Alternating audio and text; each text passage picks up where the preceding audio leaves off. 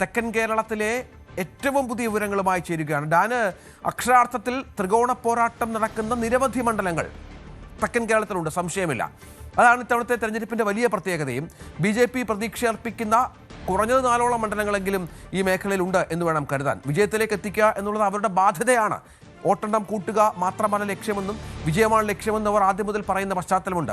ഒപ്പമാണ് LDFന് തങ്ങളുടെ കോട്ടകൾ കാക്കുക. പ്രത്യേകിച്ചും തിരുവനന്തപുരം ജില്ലയിലും മറ്റും അവർ അവരുടെ സിറ്റിംഗ് MLA മാരുള്ള നിരവധി മണ്ഡലങ്ങളിൽ കോട്ടകൾ കാക്കുക എന്നുള്ളത് അഭിമാന പോരാട്ടമായി UDFും കരുതുന്ന മണ്ഡലങ്ങൾ.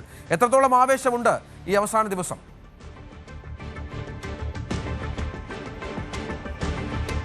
വലിയ ആവേശത്തിലാണ് മൂന്ന് മുന്നണികളും. ഇടതുപക്ഷത്തെ സംബന്ധിച്ച് അവരെ അധികാരത്തിലേക്ക് വളരെ സേഫായി തുടർച്ചയായി ഏറ്റിയതിൽ നിർണായകമായ പങ്ക് വഹിച്ചത് തെക്കൻ ജില്ലകളാണ്, പ്രത്യേകിച്ച് തിരുവനന്തപുരവും കൊല്ലവുമൊക്കെയാണ്. ആ തിരുവനന്തപുരത്തും കൊല്ലത്തും ഇത്തവണ അട്ടിമറി നടക്കുമോ എന്നതാണ് ആകാംക്ഷയോടെ രാഷ്ട്രീയ കേന്ദ്രങ്ങൾ ഉറ്റുനോക്കുന്നത്. കാരണം ത്രികോണ പോരാട്ടങ്ങൾ നേരത്തെയും കേരളം കണ്ടിട്ടുണ്ടെങ്കിലും തലസ്ഥാനത്ത് ഇത്തവണ അതിന് കുറച്ചുകൂടി ഒരു മാറ്റ് കൂടുന്ന സാഹചര്യമാണ്. പ്രത്യേകിച്ച് BJP നഗരസഭയുടെ ഭരണം പിടിച്ചതിന് പിന്നാലെ നഗരസഭയുമായി ബന്ധപ്പെട്ട് നിൽക്കുന്ന 4 പ്രധാനപ്പെട്ട മണ്ഡലങ്ങൾ, അതിൽ തന്നെ എടുത്തു പറയേണ്ടുന്ന കാര്യം കഴക്കൂട്ടവും നേമവുമാണ്. ഈ രണ്ടിടങ്ങളിൽ BJP വലിയ മുന്നേറ്റം നടത്തുന്നു എന്നാണ് രാഷ്ട്രീയ കേന്ദ്രങ്ങളിൽ നിന്ന് ഇപ്പോൾ പുറത്തു വരുന്ന സൂചനകൾ. അതാണ് ഇരു മുന്നണികളെയും ആര് ജയിക്കും ആര് തോൽക്കും എന്നൊന്നും പറയാൻ കഴിയാത്തൊരു സ്ഥിതിയിലേക്ക് കാര്യങ്ങൾ എത്തിച്ചിരിക്കുന്നത്. കാരണം BJP പിടിക്കുന്ന വോട്ടുകൾ അത് വിള്ളൽ വീഴ്ത്താൻ പോകുന്നത് UDFന്റെ വോട്ട് ബാങ്കിലായിരിക്കുമോ LDFന്റെ വോട്ട് ബാങ്കിലായിരിക്കുമെന്ന് വലിയ ആശങ്ക ഇരു മുന്നണികൾക്കുമുണ്ട്. അതുകൊണ്ട് തന്നെ ഏത് തരത്തിലാണ് അവസാന ഘട്ടത്തിൽ അവിടെ പ്രചാരണം പുരോഗമിക്കുന്നത്,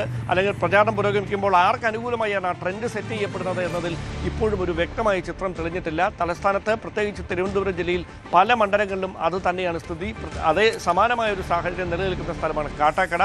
ഇങ്ങനെ ഈ തെക്കൻ കേരളത്തിൽ തിരുവനന്തപുരം കഴിഞ്ഞാൽ കൊല്ലത്തും ഇതേ സാഹചര്യമുണ്ട്. പത്തനംതിട്ടയിൽ കഴിഞ്ഞ ദിവസം പ്രധാനമന്ത്രി തിരുവല്ലയിൽ എത്തിയതോടെ അതുണ്ടാക്കിയിരിക്കുന്ന വലിയ ആവേശമുണ്ട്. അതൊക്കെ വലിയ ക്രൈസ്തവ വിഭാഗങ്ങൾക്കിടയിൽ അടക്കം വലിയ സ്വാധീനം ഉണ്ടാക്കിയിട്ടുണ്ട് എന്നൊരു വിലയിരുത്തലിലാണ് NDA ക്യാമ്പ്. LDF ആകട്ടെ കാര്യമായി പരിക്കേൽക്കാതെ തെക്കൻ കേരളത്തിൽ നില ഭദ്രമാക്കാൻ കഴിയുമെന്ന വലിയ ആത്മവിശ്വാസം തന്നെയാണ് ഇപ്പോഴും ഉള്ളത്.